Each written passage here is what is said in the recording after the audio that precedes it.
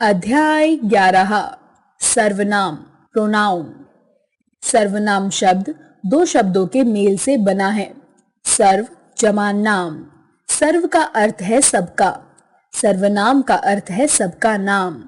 वैसे तो हम प्रत्येक व्यक्ति, वस्तु, भाव, दशा, प्राणी को नाम से ही संबोधित करते हैं, किंतु बार बार नाम की आवृत्ति भाषा के सौंदर्य तथा उसकी सुगमता को नष्ट करती है। निम्नलिखित वाक्यों को ध्यान से पढ़िए। गौरव 7वीं कक्षा में पढ़ता है। गौरव का ध्यान पढ़ाई में कम और खेल कूद में ज्यादा लगता है।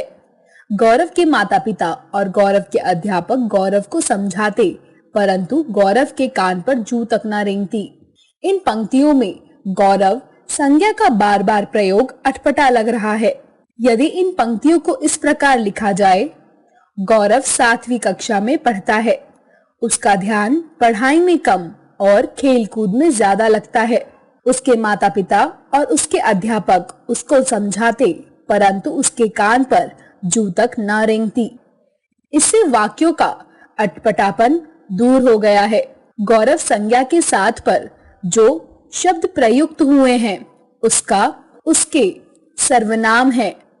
जिन शब्दों का संज्ञा के स्थान पर प्रयोग हो वे सर्वनाम कहलाते हैं।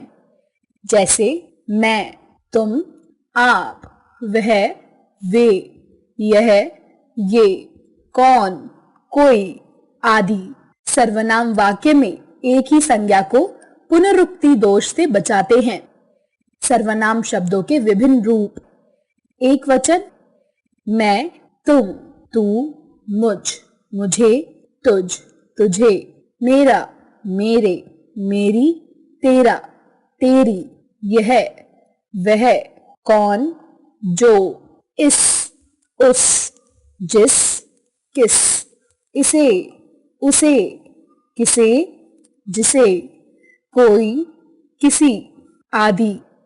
बहुवचन हम, तुम, हमें, तुम्हें, हमारा, हमारे, हमारी, तुम्हारा, तुम्हारे, तुम्हारी, ये, वे, कौन, जो, इन्होंने, उन्होंने, जिन्होंने, किन्होंने, इन्हें, उन्हें, किन्हें, जिन्हें, किन्हीं आदि। सर्वनाम के भेद, काइंड्स ऑफ प्रोनाउन। सर्वनाम के 6 भेद हैं। पुरुषवाचक सर्वनाम, पर्सनल प्रोनाउन। निश्चयवाचक सर्वनाम, डिफिनाइट प्रोनाउन। अनिश्चयवाचक सर्वनाम, इनडिफिनाइट प्रोनाउन। प्रश्नवाचक सर्वनाम, इंटेरोगेटिव प्रोनाउन। संबंधवाचक सर्वनाम, रिलेटिव प्रोनाउन। निजवाचक सर्वनाम, रिफ्लेक्सिव प्रोनाउन। पुरुषवाचक सर्वनाम, पुरुष का अर्थ यहाँ व्यक्ति से है। सर्वनाम का यह भेद वक्ता के आधार पर है। बोलने वाला कभी अपने लिए, कभी सुनने वाले के लिए तो कभी किसी अन्य के लिए सर्वनाम शब्दों का प्रयोग करता है। जैसे मैं, मेरा, मुझे, हम, हमारा, हमें, तू, तेरा, तुझे, तुम, तुम्हारा, तुम्हें, वह, वे, उन्हें आदि। जो सर्वनाम शब्द वक्ता, बोलने वाले, श्रोता, सुनने वाले तथा अन्य के लिए प्रयुक्त होते हैं उन्हें पुरुषवाचक सर्वनाम कहते हैं। क, मैं बाजार जा रहा हूँ, तुम भी मेरे साथ चलो, वे सब भी बाजार ही जा रहे हैं। ख, हम कल मेला देखने गए थे, आप भी वहां गए थे, ये सब भी हमें वहां मिले थे। उपयुक्त वाक्यों में वक्ता द्वारा प्रयोग किए गए सर्वनाम हैं मैं, हम, हमें। श्रोता के लिए प्रयोग किए गए सर्वनाम हैं तुम, आप। अन्य व्यक्तियों के लिए प्रयोग किए गए सर्वनाम हैं वे, ये। इस आधार पर पुरुषवाचक सर्वनाम के 3 भेद किए जाते हैं। क, उत्तम पुरुष। ख, मध्यम पुरुष। ग, अन्य पुरुष।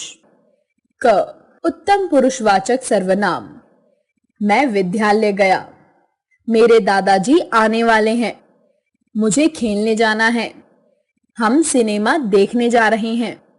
यहाँ प्रयोग किए गए मैं, मुझे, मेरे, हम शब्द वक्ता बोलने वाले ने अपने लिए प्रयोग किए हैं, अतः ये उत्तम पुरुषवाचक सर्वनाम हैं। वक्ता अपने लिए जिन सर्वनामों का प्रयोग करता है वे उत्तम पुरुषवाचक सर्वनाम कहलाते हैं। ख, मध्यम पुरुषवाचक सर्वनाम।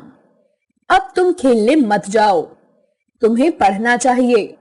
आपका घर कहाँ है? आप बाजार जाओ। यहाँ तुम, तुम्हें, आपका, आप शब्द बात सुनने वाले के लिए प्रयोग किए गए हैं, अतः ये मध्यम पुरुषवाचक सर्वनाम है।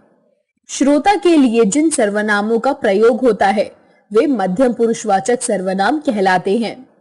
ग, अन्य पुरुषवाचक सर्वनाम। वह कल आगरा जाएगा। वे लोग कोलकाता से वापस आ गए हैं। इन वाक्यों में वह, वे शब्द का प्रयोग अन्य लोगों के लिए किया गया है। इन्हें अन्य पुरुषवाचक सर्वनाम कहते हैं। जिन सर्वनाम शब्दों का प्रयोग कहने, बोलने अथवा लिखने वाला किसी अन्य के लिए करता है अन्य पुरुषवाचक सर्वनाम कहलाते। वचन। उत्तम पुरुष, मध्यम पुरुष, अन्य पुरुष। एक वचन। मैं, मुझे, मेरा, मेरी, तू, तुझे, तेरा, यह, वह, उस, इस। बहुवचन। हम, हमें, हमारा, हमारी, तुम, तुम्हें, तुम्हारा, आप, आपको, आपका, ये, वे, इन, उन, इन्हें, उन्हें। निश्चयवाचक सर्वनाम। जिन सर्वनाम शब्दों से किसी व्यक्ति, वस्तु या घटना आदि का निश्चित बोध होता है उसे निश्चयवाचक सर्वनाम कहते हैं। यह मेरी बहन है, वह मेरा तोता है।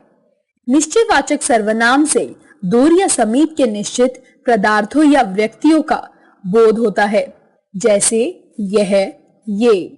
समीपवाची और वह, वे दूरवाची सर्वनाम हैं।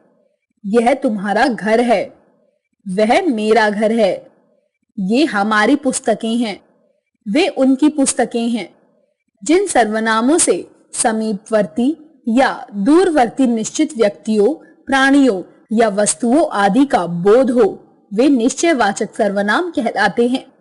अन्य पुरुषवाचक सर्वनाम तथा निश्चयवाचक सर्वनाम में अंतर समझना आवश्यक है। अन्य पुरुषवाचक सर्वनाम किसी अन्य अर्थात जिसके बारे में बात की जा रही है उसके लिए प्रयोग किया जाता है, किंतु निश्चयवाचक सर्वनाम किसी व्यक्ति या वस्तु की निश्चितता को दर्शाने के लिए प्रयोग किया जाता है। क, वह खेल रहा है। अन्य पुरुषवाचक सर्वनाम। ख, वह मेरा कुत्ता है। निश्चयवाचक सर्वनाम। अनिश्चयवाचक सर्वनाम। जिन सर्वनामों से निश्चित वस्तु एवं व्यक्ति का बोध न हो उन्हें अनिश्चयवाचक सर्वनाम कहते हैं, जैसे कोई दरवाजा खटखटा रहा है, दूध में कुछ गिर गया। उपयुक्त वाक्य में कोई, कुछ अनिश्चयवाचक सर्वनाम है क्योंकि इससे किसी निश्चित व्यक्ति या वस्तु का बोध नहीं हो रहा। क, कोई आया है, कुछ लाया है। ख, खाने को कुछ बना लो। ग, पिताजी लगता है कि आप कहीं जा रहे हो। जिस सर्वनाम शब्द से किसी व्यक्ति, वस्तु अथवा घटना आदि का निश्चित बोध न हो उसे अनिश्चयवाचक सर्वनाम कहते हैं। प्रश्नवाचक सर्वनाम। जिस सर्वनाम शब्द से किसी व्यक्ति, वस्तु, स्थान, दशा आदि के संबंध में प्रश्न पूछा जाए उसे प्रश्नवाचक सर्वनाम कहते हैं, जैसे तुम्हारा क्या नाम है? यह पुस्तक किसने फाड़ी? तुम कब जाओगे? भारत का प्रधानमंत्री कौन है? तुम फ्रांस से कब आओगे? वह क्या लाया था? उपयुक्त वाक्यों में क्या, किसने, कब, कौन शब्द प्रश्नवाचक सर्वनाम है। जिस सर्वनाम शब्दों का प्रयोग किसी व्यक्ति, वस्तु, प्राणी, क्रिया आदि के विषय में प्रश्न पूछने के लिए किया जाता है वे प्रश्नवाचक सर्वनाम कहलाते हैं। संबंधवाचक सर्वनाम, जिस सर्वनाम शब्द के माध्यम से व्यक्ति, वस्तु, घटना से संबंध का बोध होता है उसे संबंधवाचक सर्वनाम कहते हैं। जैसे जिसने बच्चे को आग से बचाया उसने ही इनाम पाया। जो परिश्रम करेगा सो फल पाएगा। जैसा बोओगे वैसा काटोगे। जैसी करनी वैसी भरनी। उपयुक्त वाक्यों में जिसने, उसने, जो सो, जैसा वैसा, जैसी वैसी शब्द संबंधवाचक सर्वनाम है। जिन सर्वनाम शब्दों का प्रयोग वाक्य में प्रयुक्त दूसरे संज्ञा या सर्वनाम शब्दों के साथ संबंध स्थापित करने के लिए किया जाता है उन्हें संबंधवाचक सर्वनाम कहते हैं। निजवाचक सर्वनाम, जो सर्वनाम वाक्य के कर्ता के साथ अपनेपन का बोध कराते हैं उन्हें निजवाचक सर्वनाम कहते हैं। कवि ने स्वयं कविता सुनाई। आप बैठिए, हम अपने आप चले जाएंगे।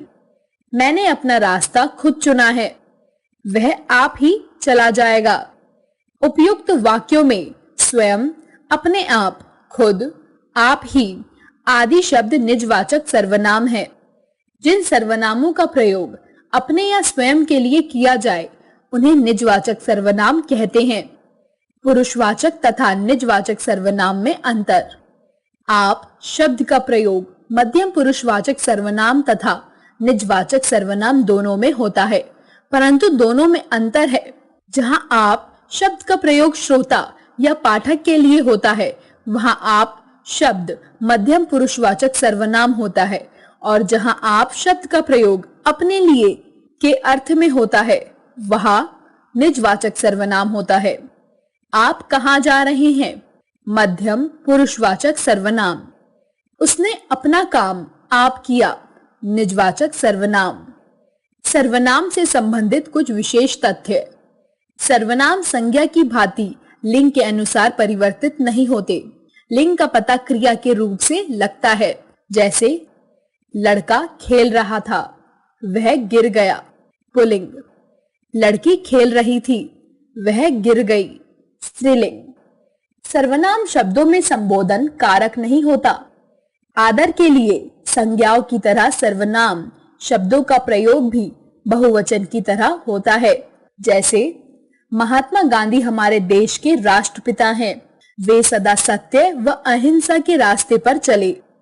शिष्टाचार वश अब तू के स्थान पर तुम का प्रयोग किया जाता है।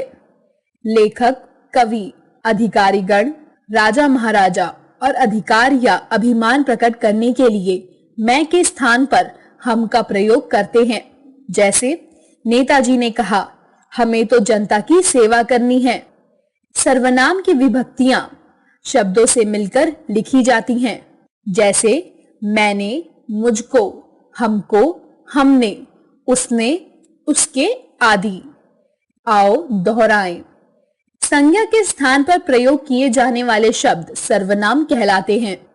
सर्वनाम के 6 भेद हैं। पुरुषवाचक सर्वनाम मैं, हम, तू, तुम, वह, वे। निश्चयवाचक सर्वनाम यह, वह, वे। अनिश्चयवाचक सर्वनाम कोई, कुछ। प्रश्नवाचक सर्वनाम कौन, क्या। संबंधवाचक सर्वनाम जो सो, जैसा वैसा। निजवाचक आप, आप ही, अपने आप। पुरुषवाचक सर्वनाम के 3 भेद हैं। क उत्तम पुरुषवाचक सर्वनाम वक्ता, मैं, हम। ख मध्यम पुरुषवाचक सर्वनाम श्रोता, तू, तुम। ग अन्य पुरुषवाचक सर्वनाम अन्य, वह, वे। सर्वनाम शब्दों का प्रयोग स्त्रीलिंग व पुल्लिंग में एक समान होता है। सर्वनाम शब्दों की रूप रचना में संबोधन नहीं